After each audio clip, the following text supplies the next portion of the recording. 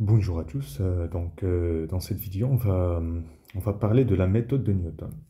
La méthode numérique pour approcher la solution d'une équation f de x égale 0. En fait, le thème est beaucoup plus profond que ça. En fait, on va même s'intéresser à la vitesse de convergence de la suite d'approximation de la solution. On va voir que c'est une convergence quadratique. Vraiment, la précision, en fait, elle double à chaque itération et on va voir plein de choses. Dès le début, je vous préviens, ça risque d'être un peu long, mais tout ça, c'est vraiment bien détaillé, à chaque fois où on aura besoin, je vais les rappeler, etc. Sans tarder, l'objectif. On cherche à évaluer numériquement la racine alpha de l'équation f de x égale 0. C'est ça l'objectif. On suppose qu'on part au départ d'une valeur grossière x0 de cette racine. Voilà, j'ai représenté un exemple, f, une fonction qui définit sur AB dans R. Et là, vous commencez, donc la courbe en rouge, c'est la courbe de f. Et là, vous commencez par x0. Et là, vous avez la solution, la racine alpha. Et vous voulez approcher cette solution. Alors, il faut garder en tête la méthode de Newton, ce qu'on appelle la méthode des tangentes. OK? Donc, ce qu'on va faire, l'idée, c'est qu'on va prendre la tangente à la courbe au point x0. Donc, celle-là, c'est la droite en bleu, celle-là. OK? Et donc, on va remplacer l'expression de la fonction f par sa tangente au point x0, ce qui est logique et ce qui est correct. Donc, y, c'est f' de x0, facteur de x moins x0 plus f de x0. Alors, cette droite qui est la tangente à la courbe au point x0, elle va couper l'axe des abscisses en un point x1. Et donc, le point x1, qui est l'intersection de la tangente avec l'axe des abscisses, donc y égale 0, est donné par, x1, c'est x0 moins f de x0 sur f' de x0. Alors, ça sort pas ça tombe pas du ciel, c'est juste, vous prenez ça, ce que j'ai encadré, vous mettez y égale 0 et x égale x1. Ça devient une équation, vous isolez le x1, vous allez tomber sur ça. Voilà. OK? Alors, il faut remarquer que x1, maintenant, juste après une itération, x1 est en général donc une meilleure approximation de alpha que x0. Vous voyez bien que x1 est beaucoup plus proche de alpha que x0. Donc, en fait, on a compris comment ça va marcher. Donc, on va itérer la fonction phi de x qui est égale à x moins f de x sur f' de x. Alors, tout ça, là, j'ai divisé par f' de x0. Warning, est-ce que j'ai le droit? Donc, on va préciser tout ça. Hein. On va préciser tout ça. Alors, il faut remarquer que, voilà, si donc la fonction que je viens d'introduire phi de x qui est égale à x moins f de x sur f' de x, si je prends x égale alpha, ça va donner phi de alpha égale alpha moins f de alpha sur f' de alpha. Comme f de alpha égale 0, donc ça donne phi de alpha égale alpha. Autrement dit, alpha racine de f, si seulement si, alpha est un point fixe de phi. Donc, on a transformé le problème en racine d'une équation, un problème de point fixe. Et là, ça y est, on a ouvert une porte. Théorème de point fixe, on va pouvoir faire plein de choses. Vous voyez? Allez, c'est parti, on ouvre la porte. Donc, on a le théorème suivant. Je prends f une fonction au moins de classe C2 sur AB que je vais noter I. Et lorsque cela est possible, on définit la suite xn qui est x0 dans AB et pour tout n plus supérieur ou égal à 0, xn plus 1, c'est xn moins f de xn sur f' de xn. Ça veut dire tout court, c'est xn plus 1, c'est phi de xn. Ça, ça va être important, ça. Sous réserve que phi soit bien défini, vous voyez, donc on pose phi de x égale x moins f de x sur f' de x. Alors, alpha solution de f de x égale 0, équivalent alpha point fixe de phi. Ok, ça c'est le début. Alors, premier point, donc je prends alpha un point intérieur à i, tel que soit racine, et que f' de alpha différent de 0. Alors, on va montrer qu'il existe un voisinage grand F de alpha, tel que pour tout x0, premier point de départ, soit dans f, la suite xn est bien définie et converge vers alpha. D'accord? Allez, on va faire ça d'abord, et après on reviendra pour la suite. Donc, solution, f étant de classe. Donc, qu'est-ce qu'on va montrer? On va montrer qu'il existe un voisinage de alpha, grand F, tel que quel que soit x0 qu'on va prendre dans ce voisinage, la suite xn va être bien définie et converge même vers alpha. Alors, f étant de classe C2 sur AB, donc f' est continu sur AB. Mais comme f' de alpha est supposé différent de 0, donc il existe un voisinage de alpha sur lequel f' ne s'annule pas. C'est normal. Alors, donc, la fonction phi, on va la définir. Donc, vous voyez la phrase qu'on disait juste au début de cette page, on disait « quand cela sous réserve que phi soit bien défini ». Donc, là, elle est bien définie, on est sur un voisinage de alpha sur lequel la fonction f' ne s'annule pas. Donc, je définis phi de v de alpha à valeur dans R qui a x associé x moins f de x sur f' de x. Bien défini et dérivable sur v de alpha. Alors, quel que soit x dans v alpha, je calcule phi' de x. Je n'ai pas mis tous les détails. On trouve ça. Et hop, je remplace par alpha. Phi' de alpha, ça donne 0 parce que vous avez f de x à droite et f de alpha, ça vaut 0. OK. Alors, qu'est-ce qu'on va en faire? Alors, regardons. Donc, comme f, elle est C2 de i dans R, phi' qui est définie sur v alpha, donc elle va être continue de v alpha sur R. Et donc, comme phi' de alpha, vous voyez, donc elle est continue sur le voisinage de alpha, il existe un voisinage grand F de alpha. Ce voisinage est inclus dans le premier voisinage V, sur lequel valeur absolue de phi' de x inférieure stricte à 1. On peut le faire parce que phi', donc c'est un voisinage de alpha intérieur à un compact, donc elle va être, phi' va être bornée, et donc voilà. Alors, donc, par l'inégalité des accroissements finis, phi, ça va être contractante. Parce que phi' de x inférieur strict à 1, donc phi de x moins phi de y, inférieur strict à x moins y.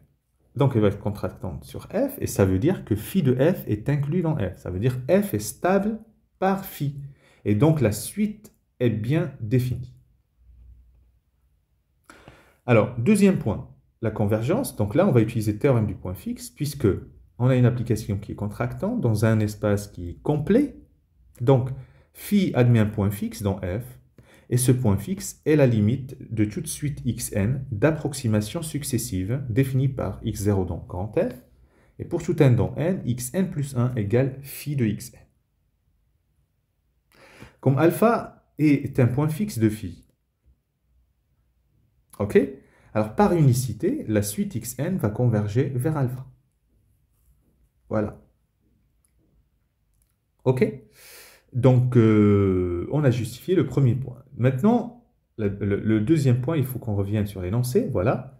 Deuxième point. Donc, maintenant, cette fois, on va supposer que f de a fois f de b, donc les extrémités de l'intervalle, le produit est inférieur à 0, et que f' de x fois f seconde de x différent de 0 pour tout x dans AB.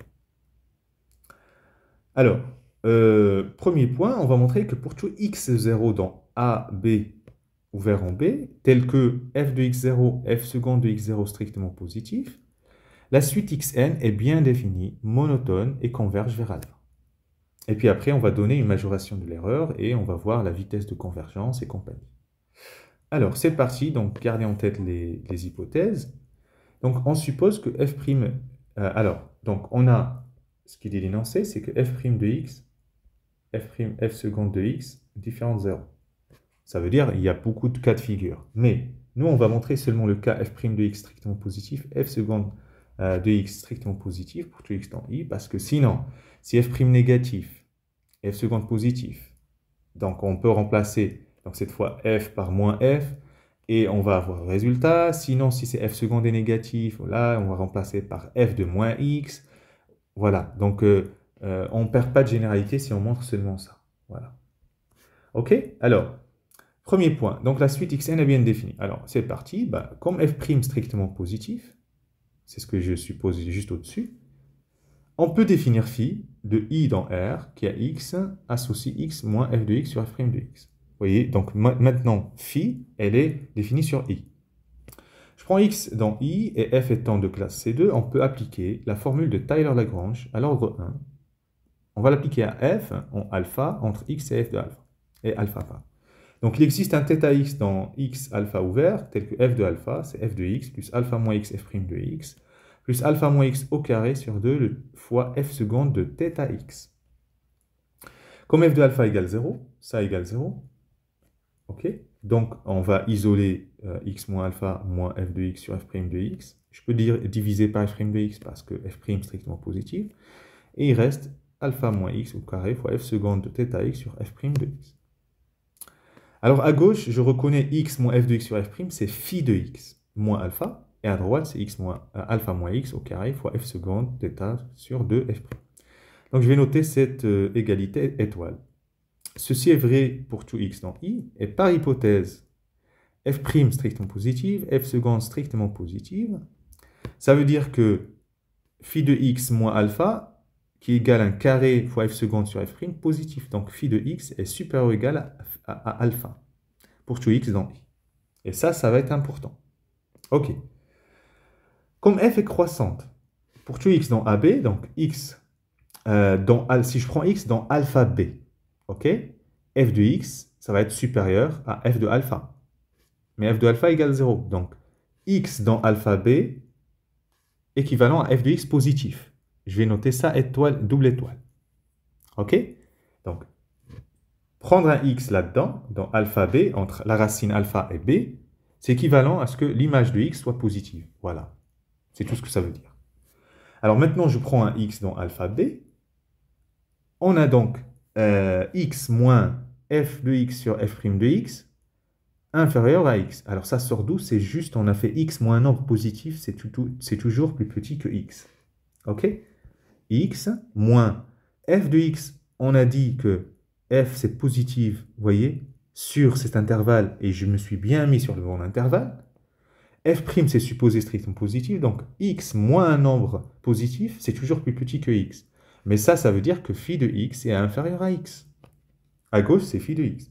Donc, quel que soit x dans alpha b, je récapitule. Donc, j'avais trouvé phi de x plus grande que alpha, juste la page d'avant, ici en bas, vous voyez.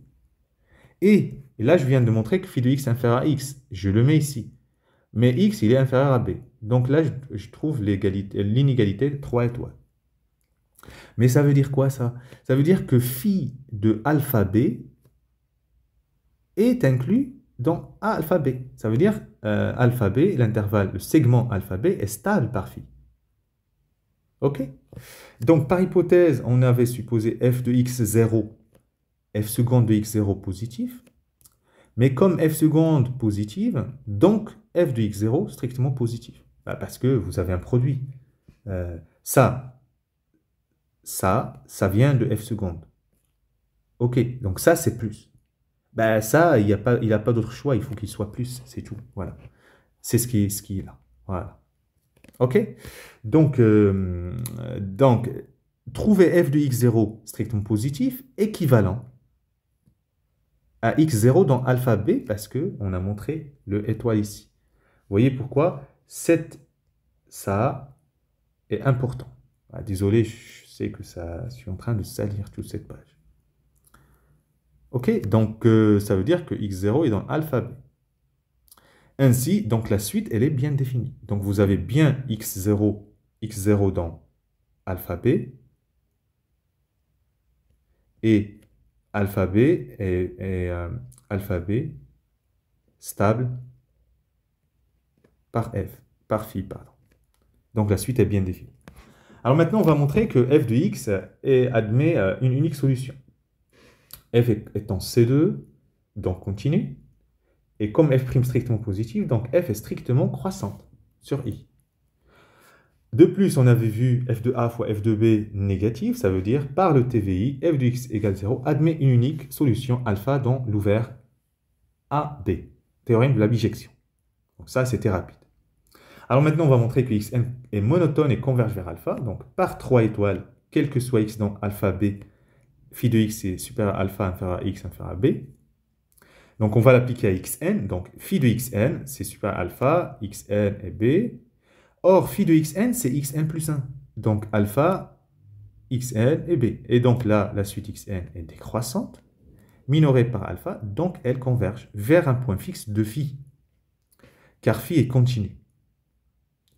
Alors, on avait vu que point fixe de phi équivalent à racine de f de x égale 0. Donc, l'unique solution de f de x égale 0 était alpha. Et d'après la remarque, f de alpha égale 0 équivalent à phi de alpha égale alpha. Donc, alpha est l'unique point fixe de phi sur AB. Et xn converge vers alpha. Très bien. Alors, presque on a fini, c'est la dernière partie, majoration de l'erreur d'approximation.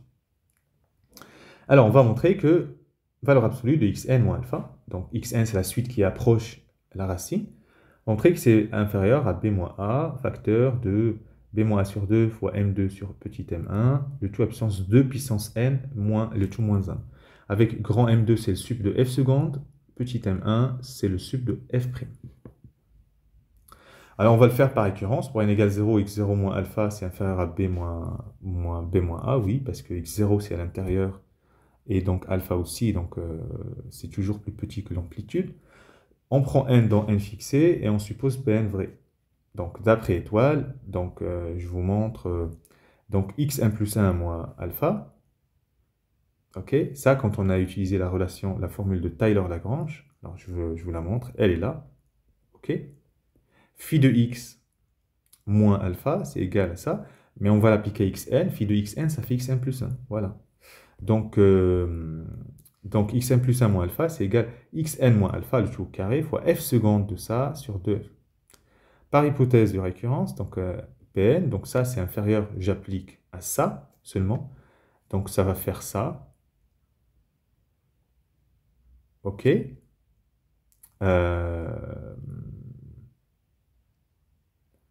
parce que c'est au carré, c'est pour ça vous voyez le plus 1, ok. Et puis ça, je le majore par ça, m2, grand m2 sur 2 m1.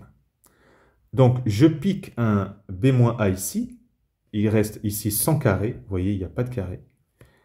Et je multiplie par m2 sur 2m1, je le fais rentrer, et là, la puissance, c'est seulement il y a 1. Parce que moins 2 plus 1, ça fait... Et donc, on a montré notre inégalité, et il s'agit bien d'une convergence quadratique. C'est une vitesse très rapide. Voilà, c'est fini pour cette méthode, et bon courage.